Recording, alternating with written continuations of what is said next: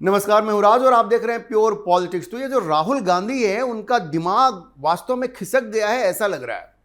अब देखिए, खबर यह है कि जो कांग्रेस वर्किंग कमेटी की मीटिंग हुई उसमें राहुल गांधी ने यह कहा कि भाई प्रधानमंत्री मोदी अपने कार्यकाल के अंतिम चरण में है जी, और ये आदमी झूठ इतना बोलता है और इसके मन में प्रधानमंत्री मोदी के प्रति ईर्ष्या इतनी है कि ये दिन में सपने देख रहा है।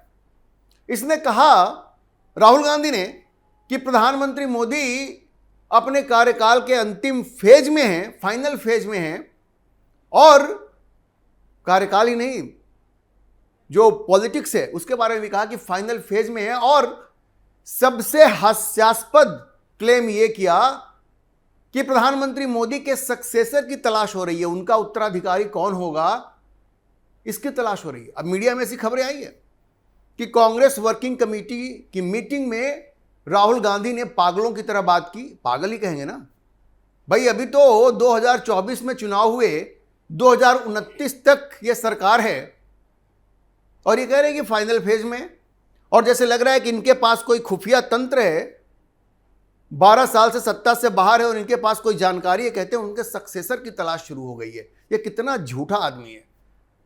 दरअसल बात यह है कि कांग्रेस के लोग राहुल गांधी से परेशान हो गए, ऊबते जा रहे हैं। राहुल गांधी का कोई फायदा नहीं हो रहा है, राहुल गांधी का ग्राफ ऊपर नहीं जा रहा है। इतनी बार उनको लॉन्च करने की कोशिश की गई, अब भाई जो लॉन्च ही नहीं हो रहा है उसको आप कितनी बार लॉन्च करेंगे। अब राहुल गांधी ने कहा क्या कांग्रेस वर्किंग कमेटी की मीटिंग में, वो देखिए।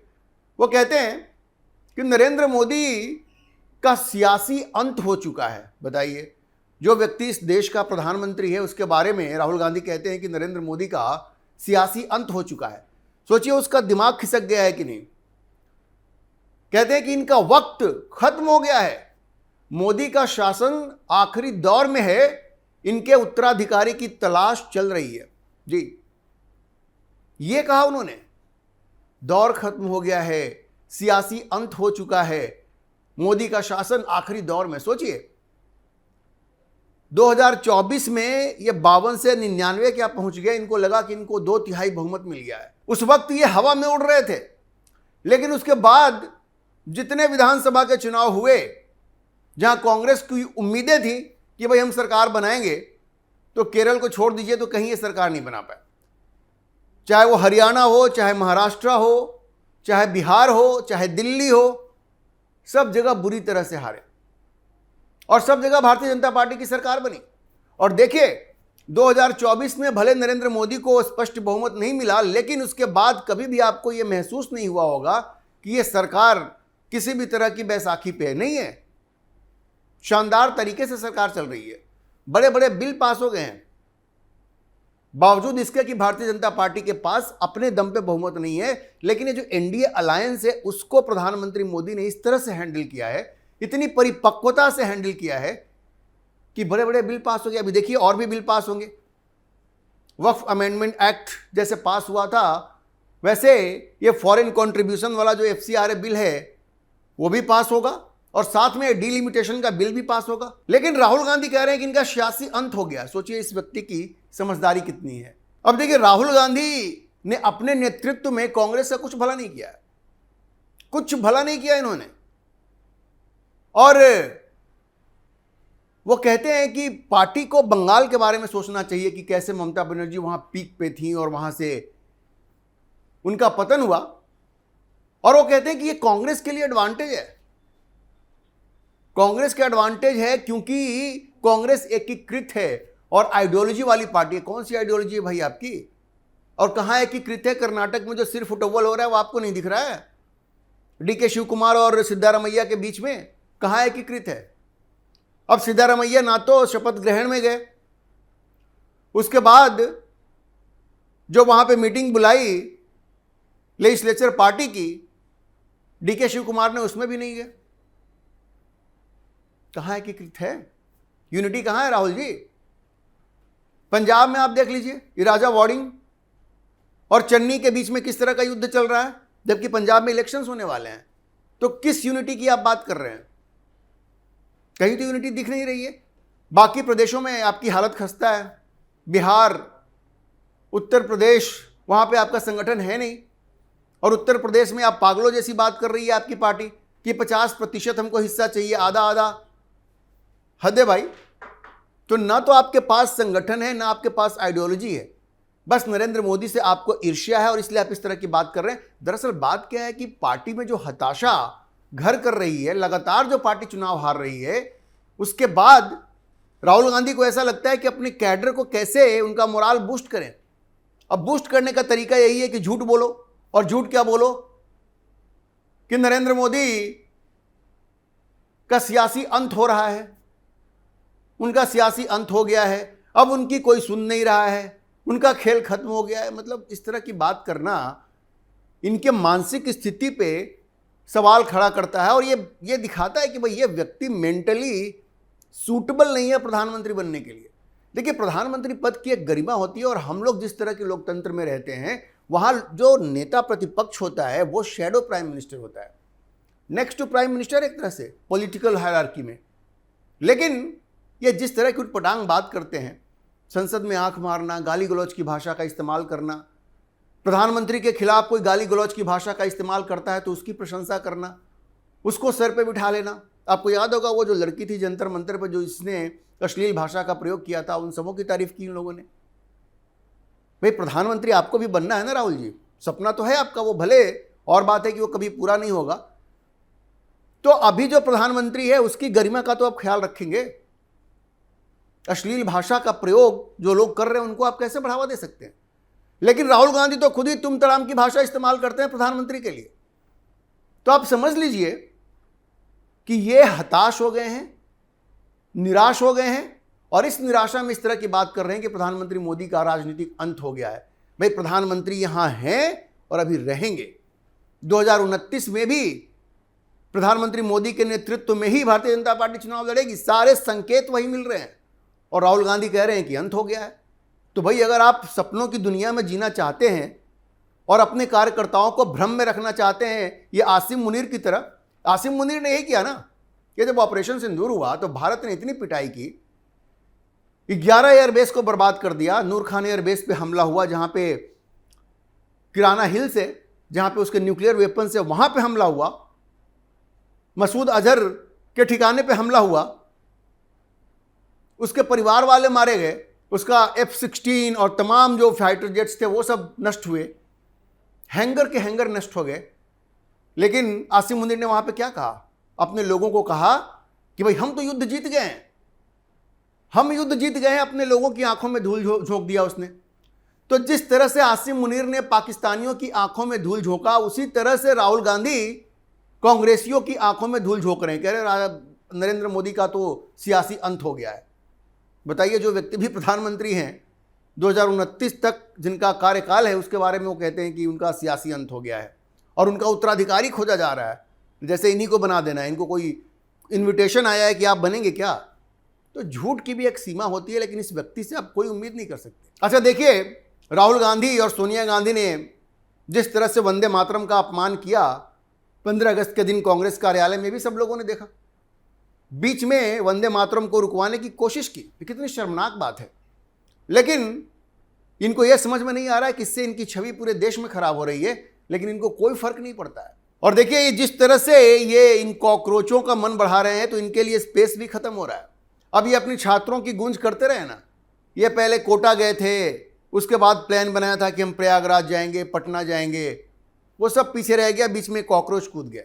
तो अब राहुल गांधी के सामने तो एक नया खतरा है कि ये छात्रों की गूंज, उनका जो कैंपेन है जिसको अभी वो चला रहे हैं, अब उसकी तो कहीं चर्चा ही नहीं होती। तो राहुल गांधी, आपकी जमीन तो और भी खिसक रही है। आप जहां पे थे उससे और आप नीचे जाएंगे और उससे आप नीचे जाएंगे। अच्छा, एक चीज और है, सोनिया गांधी की एक मेमोरी पे बेस्ड किताब आ रही है, मेमोर, वो किताब आ रही है, सोनिया गांधी ने लिखी है उनकी यादों पे, belonging a journey of love. ये सोनिया गांधी की किताब है, उसकी तारीफ की है राहुल गांधी ने। कहा कि भाई हमारे पापा मतलब राजीव गांधी स्वर्ग में मुस्कुरा रहे होंगे और नीचे देख रहे होंगे अपनी खूबसूरत पत्नी मतलब सोनिया को। चलिए, ये उन्होंने अपनी माताजी की तारीफ की। ये उनकी एक यादों पे बेस्ड एक किताब आ रही है, belonging a journey of love. जो पब्लिशर है उसका ये कहना है कि ये जो किताब है वो 10 नवंबर को पब्लिश हो जाएगी। लेकिन सवाल ये उठता है कि भाई इस किताब में सोनिया गांधी ने किन किन बातों का जिक्र किया है। अभी तो खबर ये आ रही है कि इसमें वो बताएंगी कि कैसे वो इटली में पैदा हुई, कैसे राजीव गांधी से मुलाकात हुई, फिर वो भारत आई, उसके बाद इंदिरा गांधी की हत्या हुई, तमाम चीज़ें वो बताएंगी अपनी यादों के बेसिस पे, चूंकि मेमोआ है एक।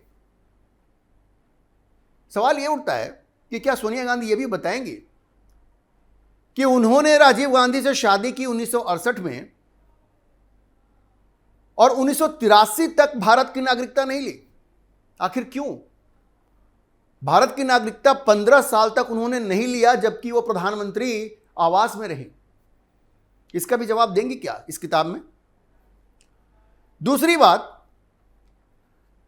क्या वो इस बात का जवाब देंगी कि उन्होंने झूठ क्यों बोला था कि उनके पास 272 एमपी है और वो प्रधानमंत्री बनने जा रही थी? इसका भी जवाब देंगी क्या?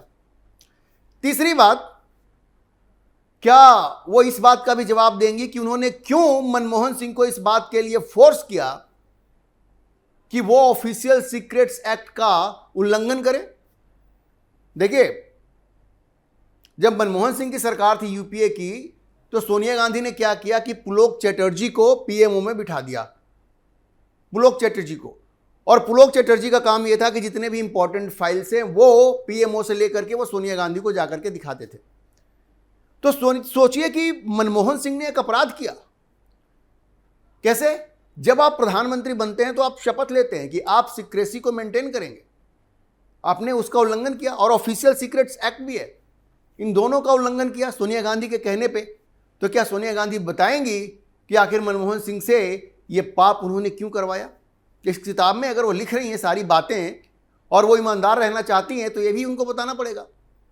क्वाट्रोची के साथ उनके क्या संबंध थे बोफोर्स घोटाले में, जो बिचौलिया था क्वाट्रोची, उससे उनके क्या संबंध थे ये भी बताएंगे क्या? तो किताब जब आएगा तब पता चलेगा क्या क्या उन्होंने लिखा है। लेकिन ये सारे सवाल हैं जिसके जवाब की उम्मीद हम लोग करते हैं कि सोनिया गांधी इसमें बताएंगी कि क्वाट्रोची से उनके क्या संबंध थे। अच्छा, एक किताब है द रेड साड़ी जो जेवियर मैरो ने लिखी है, उसमें वो कहते हैं कि मेनका गांधी को इंदिरा गांधी से अलग करने में और घर से बाहर निकलवाने में सोनिया गांधी का बड़ा रोल था। तो क्या सोनिया गांधी इस पे भी थोड़ा प्रकाश डालेंगी कि हकीकत क्या थी, चूंकि आरोप लगे हैं उनके ऊपर। देखिए, सोनिया गांधी की किताब आएगी तो ये सारी बातें सामने आएंगी और लोग जवाब पूछेंगे उनसे, जवाब मांगेंगे उनसे। अभी तो राहुल गांधी ये कह रहे हैं कि भाई बड़ी अच्छी बात है, पिताजी हमारे खुश होंगे। पिताजी तो खुश होंगे, चलिए ठीक है, लेकिन सोनिया गांधी ने भारत की बहू बनने के बाद जो कुछ किया है उस पर बहुत सारे सवाल खड़े होते हैं। 15 साल तक भारत में रहना, नागरिकता नहीं लेना, ये क्या दिखाता है भाई? ये भारत से आपको कितना प्यार है ये दिखाई पड़ता है। और देखिए, जब इनको नागरिकता मिली थी तो एक कंडीशन को नजरअंदाज कर दिया गया था, और ये लाल कृष्ण आडवाणी ने 1999 में एक इंटरव्यू में कहा था, जब कोई नेचुरलाइजेशन होता है, जब कोई भारत का नागरिक बनता है कोई विदेशी, तो एक कंडीशन होती है कि 3 साल लगातार आप भारत में रहें। लेकिन सोनिया गांधी ने इस कंडीशन को पूरा नहीं किया था क्योंकि वो बार बार इटली जाती थी, क्योंकि उनका परिवार वहां रहता था। लेकिन सरकार ने उस वक्त उसको नजरअंदाज किया। तो भारत आने के बाद उनसे जुड़े बहुत सारे विवाद है। फिर क्या सोनिया गांधी ये भी बताएंगी कि जब वो नागरिक नहीं बनी थी उससे पहले ही उनका नाम वोटर लिस्ट में कैसे आ गया था? कैसे आ गया था? यह भी एक बहुत बड़ा विवाद है। इस सवाल का जवाब भी उनको देना चाहिए। खैर, अभी तो किताब जब 10 नवंबर को आएगी तो पता चलेगा क्या क्या उन्होंने लिखा है। इन सवालों का जवाब वो देंगी इसकी तो उम्मीद बिल्कुल नहीं है, लेकिन ये सवाल पैदा होते हैं, माँ से भी सवाल पैदा होते हैं, माँ से भी सवाल पूछे जाएंगे। और राहुल गांधी के सामने तो सवालों की एक लंबी श्रृंखला है, एक लंबी कड़ी है, वो क्या क्या जवाब देंगे। सबसे बड़ा सवाल तो यही है कि क्या राहुल गांधी अपना मानसिक संतुलन खो चुके हैं? जो प्रधानमंत्री अभी सत्ता में है उनके बारे में कहते हैं कि उनका पॉलिटिकल एंड हो गया है, अब उनकी कोई नहीं सुन रहा है, उनके उत्तराधिकारी की तलाश हो रही है। भाई राहुल गांधी, थोड़ा सा शांत रहिए। आप प्रधानमंत्री बनने की जल्दी में है, आपको बहुत जल्दी है, लेकिन जल्दी से कुछ होने वाला नहीं है। जब तक इस देश के लोग नहीं चाहेंगे और आपको बहुमत नहीं देंगे, आप सत्ता में नहीं आएंगे। घबराने से कुछ नहीं होने वाला है। तो थोड़ा सा ठंड रखिए और इस तरह की उटपटांग बातें कम कीजिए। अभी के लिए इतना ही। हम इस खबर पर नजर बनाए रखेंगे और आपको अपडेट करते रहेंगे। इस विषय पर आप क्या सोचते हैं, अपनी राय कमेंट बॉक्स में जरूर लिखें। और अगर आपको वीडियो पसंद आया हो तो आप इसे लाइक करें, शेयर करें और हमारे चैनल को सब्सक्राइब जरूर करें।